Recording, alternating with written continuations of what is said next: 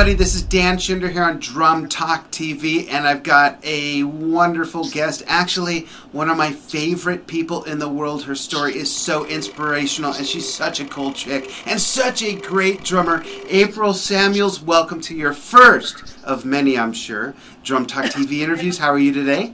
Thanks, Dan. I'm awesome. How are you doing? I am wonderful. Thank you very much. I'm in Las Vegas, Nevada, where Drum Talk TV is based, and April is all the way halfway across the country in Dallas, Texas. And for those of you who don't know about this hard-hitting, hard-rocking drummer, April Samuels, she has a foundation called Breast Cancer Can Stick It. And you know what? It can. And April's story is so inspirational. I get the chills every time I talk to you. I sincerely mean that. And we get to chat on the phone. We get to chat on Skype from time to time. And folks, all I can say is, in my quick 50 years of life, I've learned that life is really a maze of perceptions. Sometimes we think things are going really good for us, and then we see somebody whose stuff is going so great, we realize, wow, maybe I've been complacent. Maybe I better kick it up a notch. And sometimes we think, things are just kind of crappy right now. And then you come across someone like April, who is a breast cancer survivor. And you know what? As if a double mastectomy wasn't enough, they decided to puncture her lung to boot. And here she is, back on the drumming scene, hitting hard. And this all happened when she was playing with like 9 bands, height of her career, all these opportunities, and had to just shut it down. April, how did you get through something like that? Take us through this, starting from when you first found out about the diagnosis and the process you went through to figure out, wow, this is what I got to do. First, Dan, thanks for that heck of an introduction, man. Appreciate it. You deserve it. Well, thank you. It all started back in October of 2010. Basically, I had been going for mammograms and ultrasounds and things like that for 7 years, just for measly old, just fibroid cysts that I had in my breast. And they were always nothing, you know. And then finally, in July 2010, something was a little different. And they said they want to keep an eye on it and come back and check on it again about 3 months. Went back 3 months later and had grown to twice the size. Thankfully, twice the size was still really small, but being that it was cancer, or that they thought it was cancer, it was time to get busy with it. So they went and did a biopsy within a week or two, found out that it was indeed breast cancer, and not just any old breast cancer, but triple negative breast cancer, which is it's more likely to recur, more likely to spread, all that kind of stuff. So pretty serious stuff. So at that point, I was just like, okay, if this is aggressive, tell me what I need to do to be aggressive right back. And that's when we decided to do the double mastectomy. So diagnosed October 26, 2010, and there I am in the hospital. I believe it was November the 10th, 2010, having a double mastectomy, so just a couple of weeks later. And then after that, you know, it took a while to recover from all that. And like you said, I had to totally stop playing because you wouldn't believe all the stuff it affects when you have that kind of surgery. It really does a number on your shoulders and your muscles and your chest muscles and all kinds of stuff. So about 6 weeks later, it was time to have the port installed so that I could start having chemo. And so like you said, went in to have the port installed. And that evening at home, I was like, something just doesn't feel right, you know? And I felt a little short of breath and called my surgeon. He was like, you probably should just go on into the hospital and have him check it out. So I went to the emergency room, and sure enough, when they put in the port for my chemo, they accidentally punctured my lung. Now, just to be clear, I got no hard feelings. This kind of thing happens. I'm a smaller build, and it's a lot easier for that to happen. But yes, it was excruciating. I laid in the hospital bed for 5 days with a chest tube, trying to fix the situation. And this was all right before Christmas. So I got out like 5 days before Christmas. So I had lost like 15 pounds. And then within like a week or so, I started chemo. And I went through chemo for 4 months. It was once every 2 weeks for 4 months. And got through that. And I guess here I am. You know, it was a long road, but you know, like you said, it sure does put everything into perspective. I was super anxious to get back involved in things, and fortunately, bands were there waiting to start back up again and got rolling. Right. Hey, April, take us, well, for women who may be faced with this or who are facing it now, and for men who might have wives, girlfriends, fiancés, sisters, daughters, whatever, that are facing it or may face it in the future, take us back to that moment, please, when you were in the doctor's office and you asked that question, how can I aggressively fight back? And when that doctor's answer was to have a double mastectomy, how quick was your mental process to make that decision that, okay, I'm going to do this? Yeah, Dan, it was immediate. There was no doubt about it. The thing that I always had in my mind was that I want to live, and whatever that means, whatever I have to do that, that's what I'm going to do. The thing that's going to make and keep me the most safe, that's where I'm going. And so I didn't take any time to decide that. I recognize that it is a big decision and everything like that. But for me, it came down to being black and white just like that. So. Very cool. And I want to get everyone familiar with your playing who's not familiar with it yet. So we're going to start off real quickly by just dropping in a video and then we'll talk about it. This is April from, I believe, 2008, playing with a band called Bullet. And the song is called Everything, coincidentally enough, not really a lot of irony there, because she is giving it everything in this video, and then we'll talk some drumming. Check this out. This is April with Bullet playing Everything.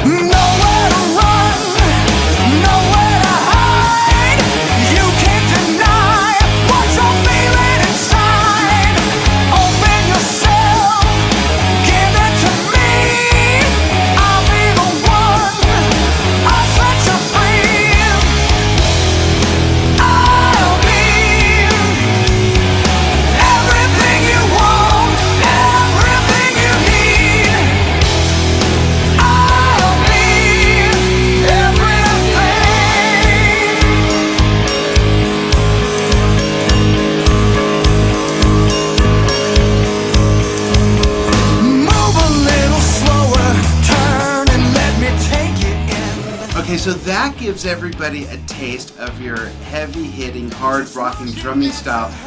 First of all, I love the drum sounds. I love the sound of the band. To me, the style of music would still be relevant if that band came out today. Is there any chance of you folks getting together and playing again? What I've learned in this business is never say never. Right. So I'll just leave it at that. In life, right? You never say never. That's right. Exactly. You're right. Totally. Well, it's a great sound. Who are some of your... And I love asking my guests this questions because there's always something off the wall that doesn't fit. Not that we stereotype each other as drummers, but we see someone's playing, we hear someone's playing, and we say, okay, their influences might be such and such and so and so. And there's always some off-the-wall thing where you go, wow, really? Who are your influences, April? And what might be an influence or three that would surprise people now that they've seen how you play? Right.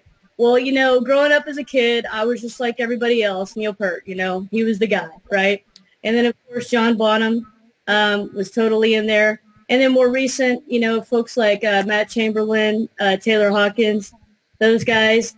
But the one guy who is my top guy is Sean Phillips from a band called Sister Seven out of Austin, Texas. And they're not super well known. Some people might know Patrice Pike. She was the singer of Sister Seven. And she was on the show where Tommy Lee, you're going to have to help me out. I'm terrible for not remembering. Tommy Lee was looking for a singer for his band with, I think, Gilby Clarke and some other guys. and they had a television show about it, and she was on that television show. So that might be the only connection maybe some of your viewers would have with Sean Phillips. But he was the drummer for Sister Seven out of Austin. And the thing that struck me about him is he wasn't, fancy and just doing all these really fast rolls and things like that. He was just tasteful, just extremely tasteful, had an incredible backbeat, just real funky kind of player. And I just loved his style. And the moment that I heard him, my drumming changed forever. And shortly thereafter, we started a group called Frognot that was similar in style to Sister Seven, that had a lot of the same kind of beats and things like that. And that's still my favorite style of music to play. Really? Yeah. Just like the metal you just heard. I love the metal too. The music you listen to if you're driving on a trip or going to the store or just tooling around the house, is it pretty much the music of those you described as your influences? That's funny that you mentioned that. It's a mix, I would say.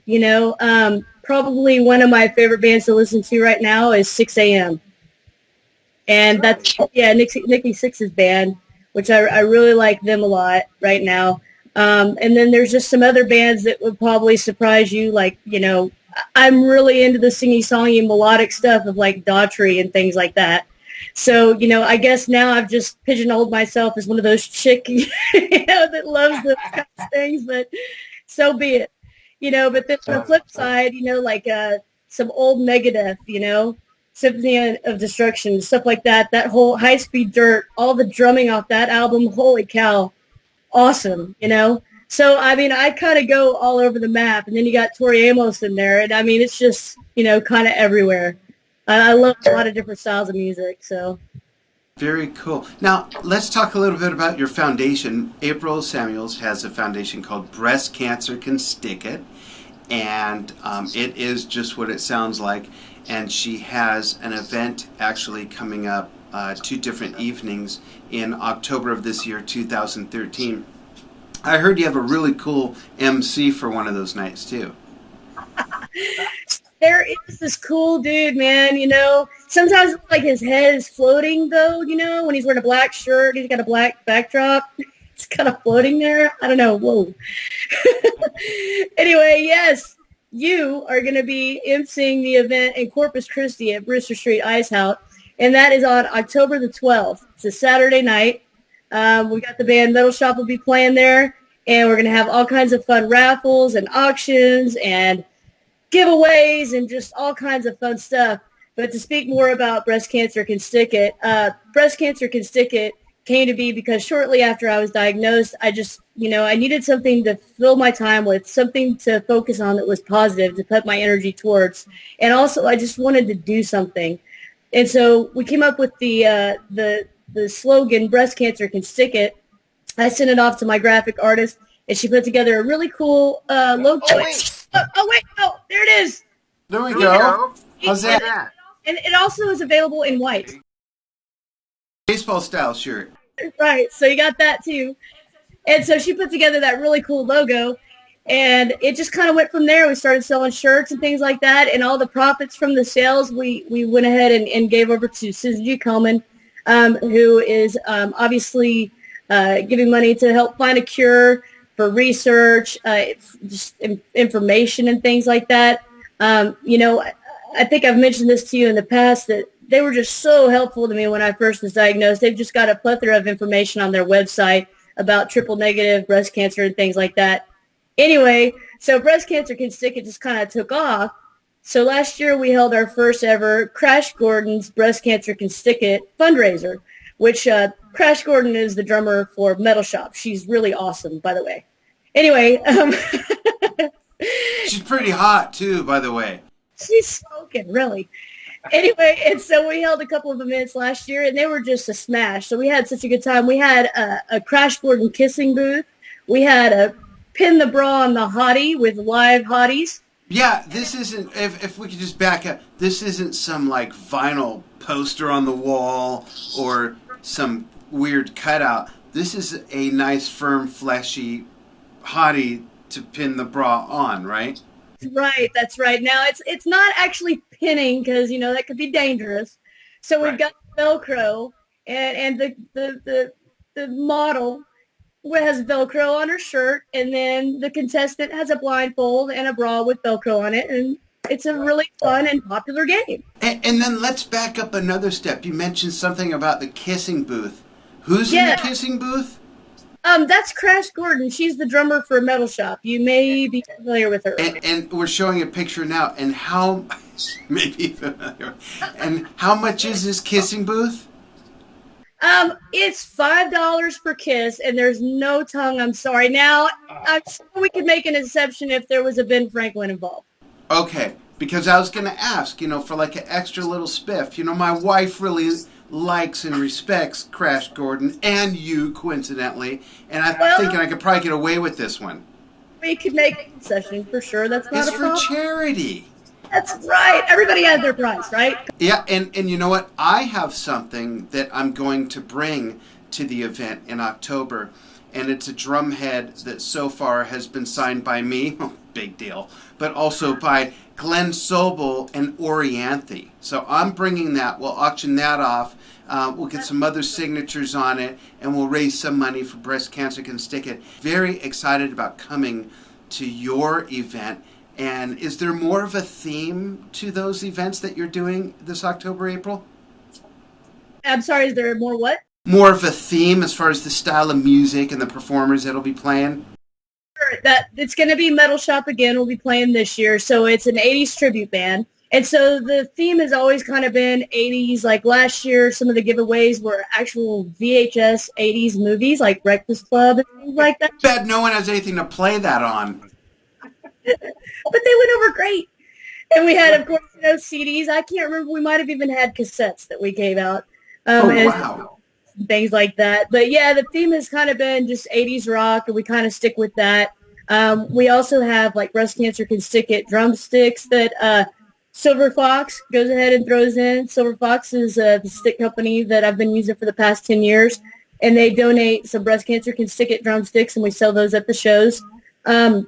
We're also looking to possibly have some Soul Tone cymbals signed and autographed by some great folks that will be raffling off and things like that at the show. So we kind of try to stick with the whole stick it thing. We're thinking about maybe throwing some baseball bats in there. Those are large sticks, baseball bats, and get those autographed and things like that. So we're really just kind of trying to focus on the stick it theme and 80s and all that. So it should be a lot of fun.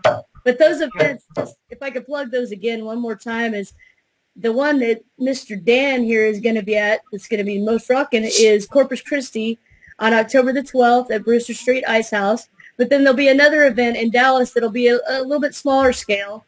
That'll be on October the 19th at Wizards in Richardson, Texas, which is a suburb of Dallas. So we're going to have a lot of fun. Right, and when April says smaller scale, she means venue-wise, but the purpose is just as large. Please get involved. And, of course, Drum Talk TV is going to promote the bleep out of these events, not just before the event so you can come live, but even after the events. We're going to make sure that you have all the information of how you can contribute to this great cause even after the event.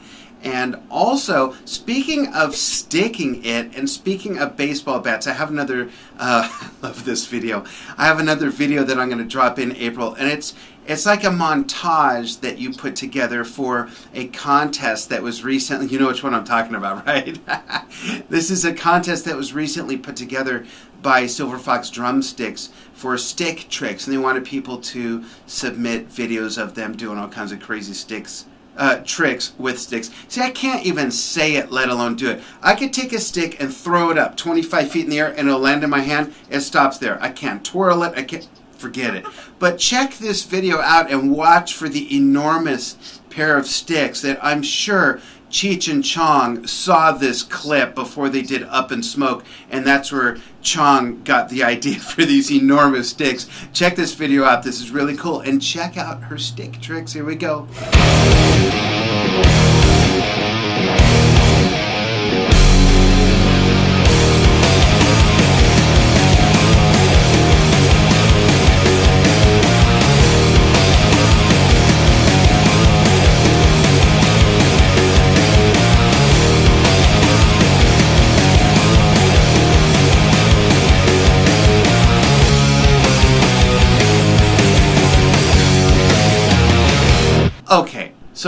first I got to ask you, how do you schlep those sticks around? What's up with that? Do you have a special case? Do they fit in a stick bag? What's up?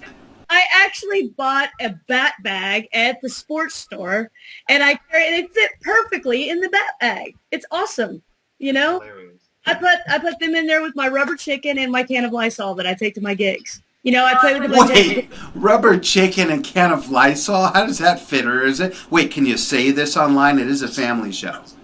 Well, for the Lysol, I'll just say I do play with a bunch of boys. And for the rubber chicken, I'll just say you'll have to come out to a show sometime.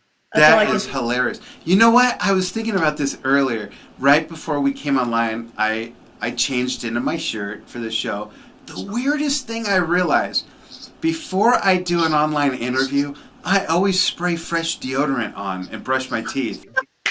I brush my teeth too, man. I don't know what it's about. I don't know.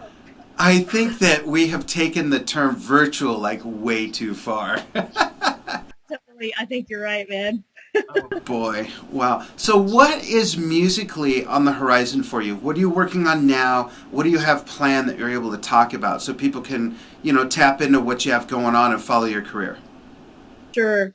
Well, I've just gotten my home studio set up here, which is what you're looking at right now. I've got Pro Tools 10 set up and everything. Going to start doing some recording here at the house. I actually play some guitar as well as drums, and I'm going to start singing a little bit more and doing some just recording here at the house and see how that goes. I'm also going to be doing some recording with a friend of mine, Dave Crow. He's got a couple of different groups, and we've done all kinds of things together. The Juju Beans, Cherry Blossom Clinic, and Uncle Dave's Rock Service. A lot of really fun bands that he has going on. And so we're looking to do some recording with some of those groups as well. And then, of course, mostly playing with a group called Metal Shop and doing some shows with a band called Threesome. And I think that pretty much rounds it out. If I forget anything, I'm sure I'm going to hear about it from somebody. That sounds pretty busy. That's so cool that you went from having to shut it all down when you literally had like 7 or 9 things going, and then going through what you went through, and now you've got more stuff going on that you're not even sure you can remember. I mean, that's a true survival story. That's really, really cool. So for all of you out there, next time you get cranky about something that's a little bit ridiculous, just remember stories like this and put it in perspective and ask yourself, is it really worth getting all fidgety about or anxious about, or you got to keep things in perspective. Hey, April, talk about your gear a little more. I know that you play soul tone cymbals, Silver Fox sticks. I also know that I think you were probably one of the first Grover percussion drum artists, possibly the first female for sure. But talk about Grover Pro and talk about the heads you use as well. Yeah, I started working with Silver Fox, I think it was actually in 2003. And I don't know for sure if I was the first female artist. I will have to find out about that because that would be something fun to tout. But yeah, I've been using Silver Fox drumsticks since the beginning. I use the JXLs, which are a little bit longer stick. The thing I really love about their sticks is they're light, but they're really heavy duty too. So you can have a big stick and have it be light. It's not as much strain on your hands and things like that, playing a lot like this. Soul Tone cymbals, just started working with them about a month ago. I use their Extreme series, which is their hard-hitting series, because I really like to smack those hard, I might be, a buck, well, I won't even say how much, but I may be little, but I'm feisty. But anyway, and so those are the cymbals I've got going on right now. With them, I've got an 18-inch Extreme Crash, 14-inch China, and 14-inch Extreme hi-hats. And I'm working on building out the rest of my cymbals for all my kits in the Soul Tone cymbals. For my kits back behind us here, we've got a Grover Custom. It's a maple kit, a natural kit. It's a fusion, 10, 12, 14, 20. And it's got one of those really cool, and I had to go look it up. This friend of mine a long time ago just gave me this snare out of his garage. And it is a Ludwig, as far as I can tell, it looks like it's a Ludwig 411 super sensitive aluminum. Wow. It's killer. I love that thing. Really like that a lot. I generally use the Evans heads, and on the snare, I think it's called the dry snare, the HD dry, I believe. And then I got the G2s on everything else. And so that's the Grover kit there. And then over to my left, if you can see that one right there, this is your camera a little bit. Hang on, let's see. How's that? Is that a good view? Oh yeah, there you go. Yeah, you were sitting in front of it. I see it. There it is. Is just a Pearl export, and that's just kind of just a little practice kit. It's mostly used when I do any teaching, and so or if I get kind of bored and feel like playing something different while I'm up here, I'll just jump over there and hit on it a little bit. But it's mostly for lessons or just rehearsing, whereas the Grover kit is what I record with. So that's what I've been recording with at the house. And then as far as a gigging kit goes, I'm using a Pearl Master Custom. It's the same setup as this Grover. It's a 12, 14 with a 20-inch. I've got tons of fun snares. I don't know how much time you got here, but go for it. Snares behind the curtain here I could show you. Yeah, let's take a peek. All right, I'm going to take you on a tour. It'll be fun. Okay, here we go on a walk with April Samuels here on Drum Talk TV. Okay, hang on. This is fun. Let's hope this works. All right, I'm going to turn on the light. You're going to have to keep me posted because I can't see what it looks like. Okay, you're fine. Okay, so right here, I don't know if you can see this one. Yeah. Look at that bad boy. Wow. Big old Yamaha, I think it's an SFX marching snare. It's a marching snare, yeah. Yeah, so like when I was a kid, I was never in marching band, and I always wished that I had a marching snare drum. And I was at this like music go round, one of those stores, it's a trade store, and they had this there, and they sold it to me for like $200. Awesome. Yeah, I love it. And then I've got this really cool Peter Erskine little soprano guy. Can you see him okay? Here. Yeah. You see that one? Yeah. All right, I hope I'm not boring you yet. No, you're fine. All right, cool. Check it out. Drummers are gearheads. That's what's so cool about this. This is fun. And then here we got, I know it's getting dark probably on you. Sorry about that. No, you're fine. You're fine. This one here is another, this came with the Grover kit. They just kind of threw this in. Point the camera down a little. Okay, how's that? There you go. Nice. Yeah. Grover percussion here. And this is a little soprano snare too. Little 10-inch guy. He's awesome. They sound great. These 10-inch snares sound so awesome in the studio, especially when you're trying to do some of that Sean Phillips of Sister 7 kind of stuff. Right. Really great. And then I've got a free floater. Let's see. Can you see that one? Yes. How's that? Yeah. So that's a Pearl Maple free floater snare, and it's just a little, piccolo guy right there. Wow. Really like that one. And then not where you can see it because I don't have them back here, but that's all the snares I've got back there. And then on the kit that I gig with, is this weird? Whoa, hang on everybody. All right, sorry about that. So, and then not on, I don't have it up here, but I've got an 8-inch deep, another Pearl free floater, maple free floater. And so it's like, 8 inches, it's pretty deep. And that sucker booms. It sounds great. And then I've got a Tama Metalworks snare, just a standard 14x6 job. And that one sounds phenomenal too. So, I love all that stuff if you can't tell. Especially when it comes to snares, I think that's pretty common. Us drummers, we love our snares. We got to have bunches of them to choose from. So I have all my toys right there. So hopefully I covered everything. Did I cover every piece that I needed to there? Yeah, that was nice. Yeah, I think you satisfied the appetite of all the gearheads watching, which is pretty much everybody. Hey, one last question. What advice would you give somebody that is just out of nowhere hit with news like you got back in 2010? I guess what I'm asking is, what was the most common denominator of strength that you were able to muster up that you would recommend to somebody to be able to just get to the other side and get to the other side and not only have a great productive life, but you're just on fire right now? Thanks, man. Thanks, Dan. Well, the thing for me that really helped power me through I mean, and it was just undeniable, was just being around people.